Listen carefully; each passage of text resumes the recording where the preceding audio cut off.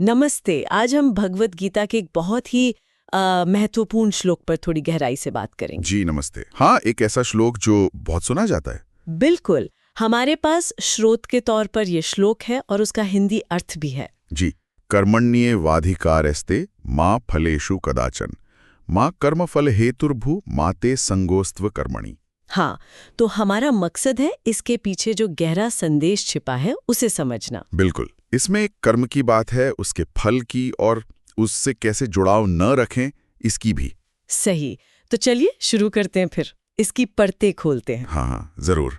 देखिए, ये श्लोक असल में कर्म योग का सार है, उसका निचोड़। अच्छा। जो पहली पंक्ति है ना, कर्मण्येवाधिकारस्ते, हाँ। ये बिल्कुल साफ कहती है कि हमारा अधिकार या कहें हमारा कंट्रोल सिर्फ अपने कर्म पर है। सिर्फ कर्म करने पर। हाँ, बस कर्म करने पर। उसके क्या नतीजे होंगे, क्या फल मिलेगा, उस पर कभी नहीं, कदाचन मतलब कभी नहीं। सुनने में तो ये काफी सीधा लगता है ना।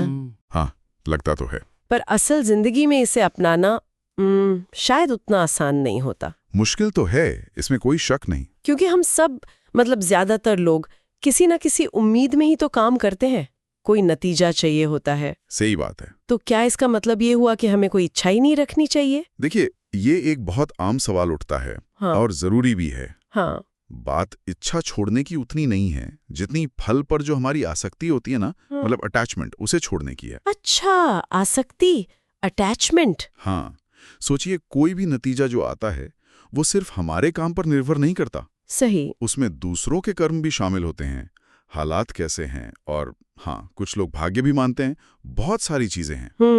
हम तो सिर्फ अपना हिस्सा कंट्रोल कर सकते हैं, अपना कर्म, अपना प्रयास, बस उतना ही। जी। और जब हम उस फल से बुरी तरह बन जाते हैं कि भाई यही चाहिए, तो फिर क्या होता है? मन में चिंता आती है। हाँ, डर भी लगता है कि नहीं मिला तो। बिल्कुल, डर, और अगर मनचाहा परिणाम न मिला तो फिर दुख, निराशा। ये तो होता है।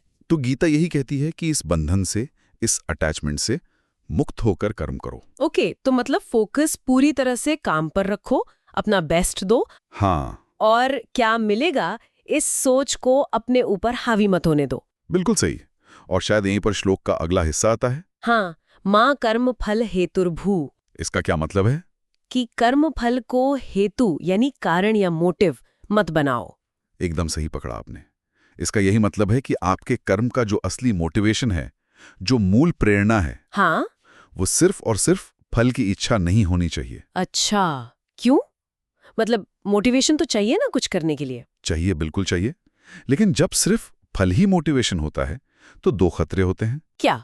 एक तो ये कि हम लक्ष्य पाने के लिए शायद गलत रास्ता अपना लें, साधन की पवित्रता भूल जाएं। हाँ, ये हो सकता है। दूसरा, अगर सफलता मिल गई तो बहुत ज्यादा अहंकार आ सकता है, और अगर असफलता मिली तो गहरी निराशा, हम टूट सकते हैं। सही बात है। तो ये श्लोक कहता है, कर्म को अपना कर्तव्य समझो, अपना धर्म समझो और उसे करो। अच्छा।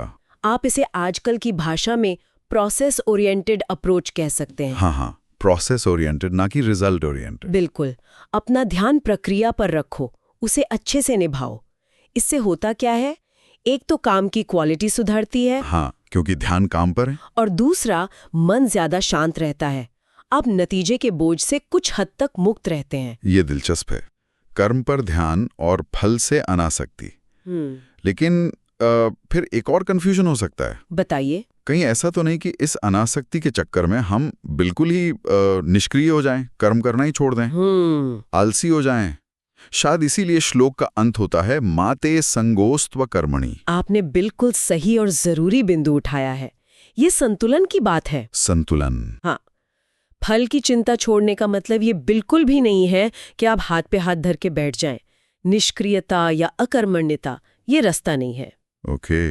गीता कर्म त्यागने को नहीं कहती, वो कर्म में जो आसक्ति है उसे त्यागने को कहती है। अच्छा, कर्म नहीं छोड़ना, कर्म से लगाव छोड़ना है। हाँ, मतलब फल से। हाँ, फल से लगाव छोड़ना है। और ये जो आखिरी हिस्सा है, माँ ते संगोस्त्व कर्मणि, ये तो सीधा निर्देश है। हाँ, कि कर्म न करने की तरफ यानी अकर्म की तरफ तुम्हारी आसक्ति या झुकाव नहीं होना चाहिए।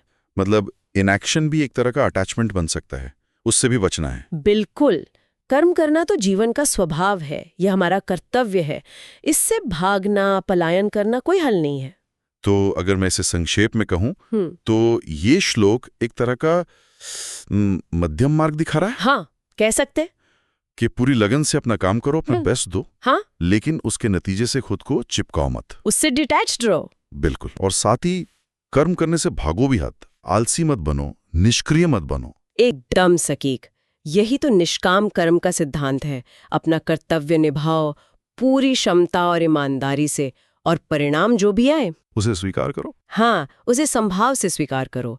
ये सिर्फ कोई फिलॉसफी नहीं है। नहीं, ये असल में मानसिक शांति और स्थिरता पाने का एक बहुत ही व्यवहारिक प्रैक्टिकल तरीका है, खासकर आज की दुनिया में जहां नतीजों का इतना दबाव रहता है। बिल्कुल, आज की इस भागदौड़ भरी दुनिया में तो ये और भी ज्यादा प्रासंगिक है। तो हमने देखा कि ये श्लोक कर्म के महत्व पर तो जोर देता ही है, लेकिन हमें फल की चिंता से मुक्त होने की सलाह भी देता है। जी, मुख्य सीख यही है कि हमारा ध्यान पूरी तरह से अपने कर्तव्य, अपने कर्म पर होना चाहिए, परिणामों पर आसक्ति रखे बिना। हाँ, और साथ ही कर्म से मुंह मोड़ना या निष्क्रिय हो जाना वो भी सही रास्ता नहीं है। सही है। ये दर्शन जीवन में वाकई एक संतुलन और शांति लाने में मदद कर सकता है। हाँ, खासकर जब हम नतीजों को लेकर बहुत ज्यादा, जरूरत से ज्यादा चिंतित हो जाते हैं। ये हमें व्यर्थ की चिंताओं से बचा सकता है, हमें वर्तमान में जीने में मदद कर सकता है, बिल्कुल, अपने प्रयासों पर ध्यान केंद्रित करने में मदद करता है। इस पूरी चर्चा के बाद मेरे मन में एक सवाल आ रहा है, एक विचार जिस पर शायद मनन किया जा सकता है। जरूर। क्या? वो ये कि अगर हमें फल की इच्छा या आसक्ति रखनी ही नहीं है, तो फिर किसी भी काम को पूरी उत्कृष्टता से, पूरे जुनून के साथ करने की वो जो गहरी प्रेरणा होती है, वो कहाँ से आएगी? ये एक गहरा सवाल है, सोचने लायक। हाँ, इस पर विचार किया जा सकता है।